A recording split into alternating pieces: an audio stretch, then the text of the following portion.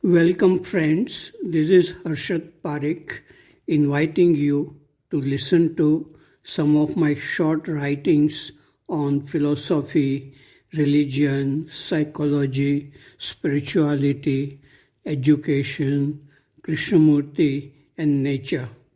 I hope you have a good listening. This is audio tape number 35. Article number 208. It is about mystical experiences. A friend asked if I had any paranormal experience in my life. I said yes, but I do not like to describe it. Paranormal experience means an experience which is strange, subjective, and it cannot be verified by scientific method. Many people have described their paranormal experiences. Krishnamurti had such an experience for the first time in his life in 1922, which was the beginning of a new life of clarity and compassion. This is how he described his experience. When I had sat thus for some time, I felt myself going out of my body. I saw myself sitting down with the delicate, tender leaves of the tree over me. I was facing the east.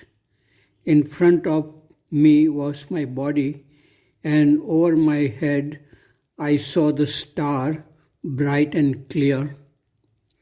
Then I could feel the vibrations of the Lord Buddha. I beheld the Lord Maitreya and Master Kutumi. I was so happy, calm, and at peace.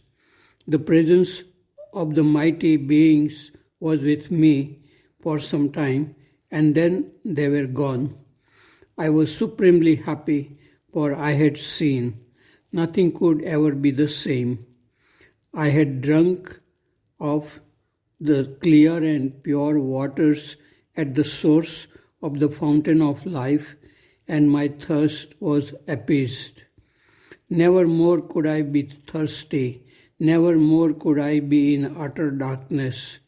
I have seen the glorious and healing light. The fountain of truth has been revealed to me, and the darkness is dispersed.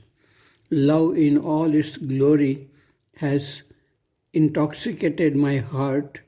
My heart can never be closed. I have drunk at the fountain of joy and beauty. I am God intoxicated.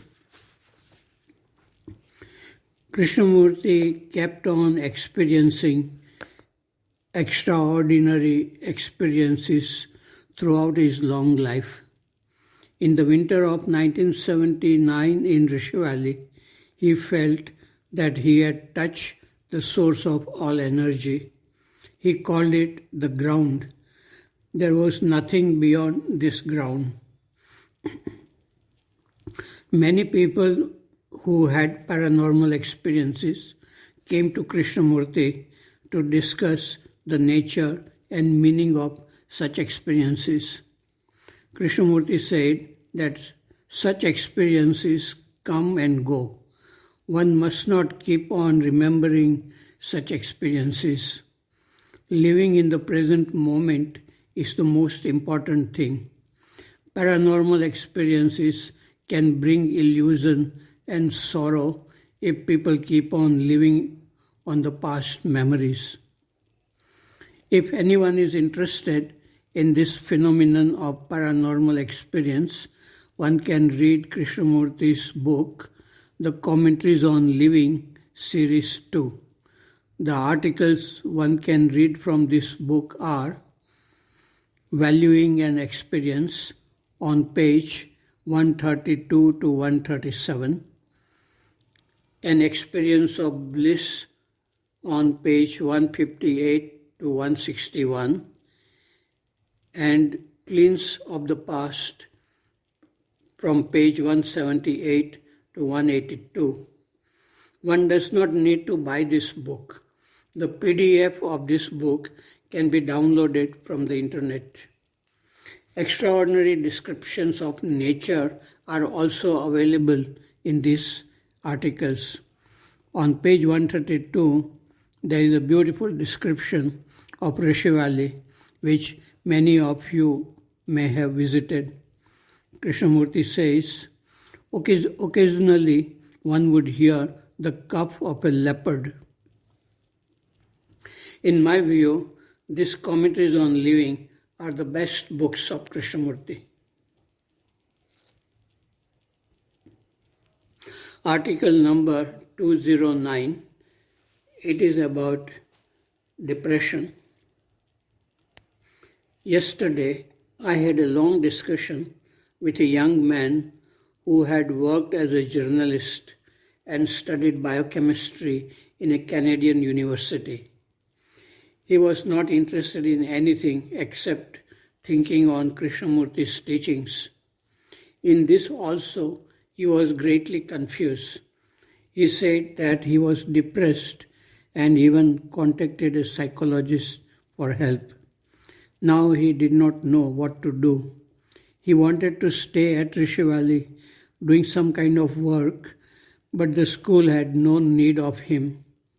Should he look for a job as a salesman or teach or go back to Canada and continue the studies? He had no idea of what to do with his life. He was developing the idea of committing suicide.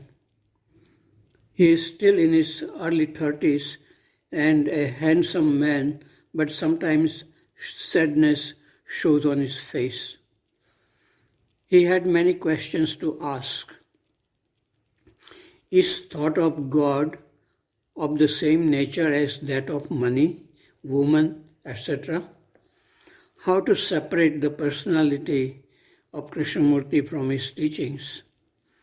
How not to crave for mystical experiences and a desire to be like Krishnamurti?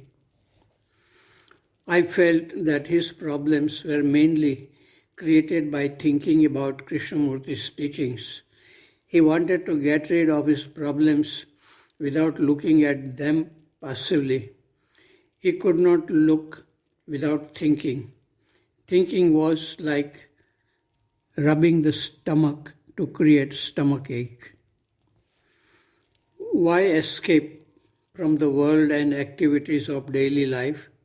Play, read, talk, walk, teach, watch movies, listen to music, etc. The deeper inquiry on the nature of the self can also go on in hours of solitude. Do not isolate yourself from the world of activities. This was written on June 7, 1986 at Rishi Valley. Article number 210, it is about sensitivity. Every evening near a pawn shop in this city, I see a group of young men coming on their motorcycles and with their mobile phones. They chew pan or tobacco and sometimes gossip.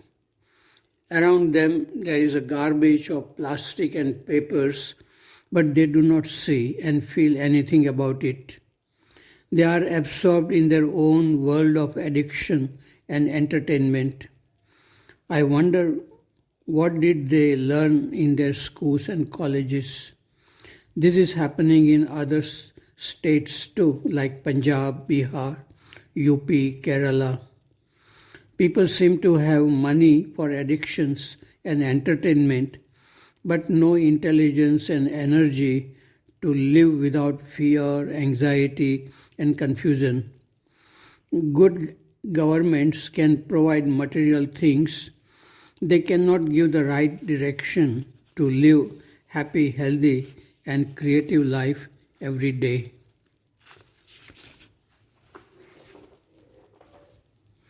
Article number 211, It is about love. In this kind of love, without attachment, there are no waves of emotions, no feelings of separation, no self-pity, and no loneliness. We can communicate from far because our fields are not bound by space and time.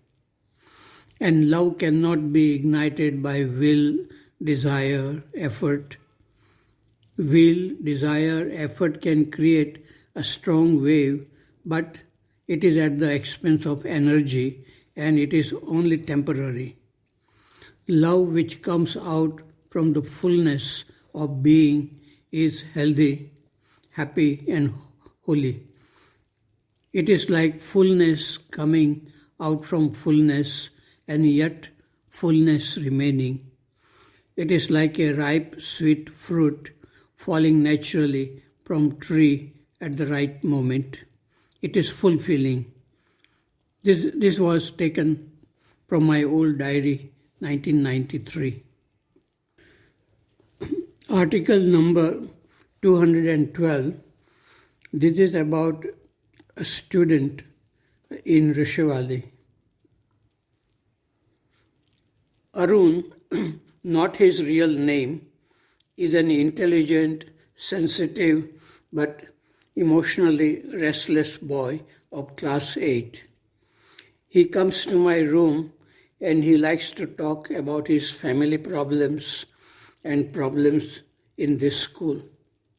He is very talkative and he is capable of conveying his deeper feelings through words and facial expressions. He is boiling inside.